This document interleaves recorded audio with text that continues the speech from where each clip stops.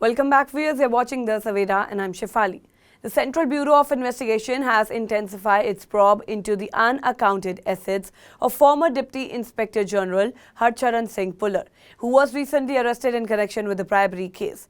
The investigation aims to trace the ownership of properties and financial records found at Bhullar's residence and in locker at Tehsil offices, which appear to be linked to multiple individuals, including officials and political figures.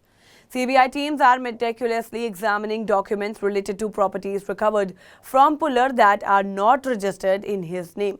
Officials whose name appear on these records may be summoned for questioning to determine whether the properties were acquired through illicit means or involved funds belonging to others. While the exact number of these properties have not been disclosed, preliminary investigations indicate that Bhullar may have held assets beyond what was declared in his income tax returns. In a detailed effort to account for every asset, CBI officials conducted a 9-hour inspection on October 23 at Bhullar's residence in Sector 40, Chandigarh. During this probe, investigators recorded an exhaustive inventory of household items, including air conditioners, bulbs, and even decorated items like flower pots. Close relatives of Bhullar were also questioned to gather information about his property holdings and financial dealings. The investigation extended to Bhullar's farmhouse in Machiwada, Ludhiana, where a 15-member CBI team from Delhi conducted a thorough survey on October 24, that's yesterday. The team measured the land and assessed the value of the property to ensure accurate documentation.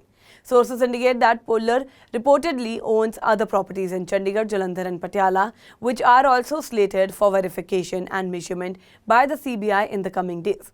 During the inspection of the Machiwada farmhouse, CBI officials discovered that CCTV cameras and the DVR system were missing, and no recoverable items of evidentiary value were present at the site. Investigators are reportedly examining whether the removal of surveillance equipment was an attempt to obstruct the inquiry.